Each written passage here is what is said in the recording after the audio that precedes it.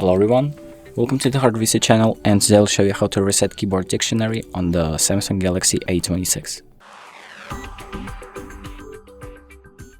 So the first thing we're going to do is open up the settings, then scroll all the way down to General Management. Let's click on General Management, and then click on Samsung Keyboard Settings, and scroll all the way down until you see Reset to Default Settings. So click on that, and then click on Erase Personal Predictions or Personalized Predictions.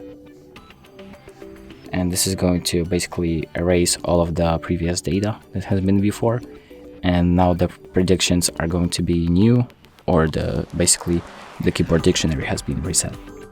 And that's about it. Thank you for watching. I hope this video helps, and make sure to like and subscribe.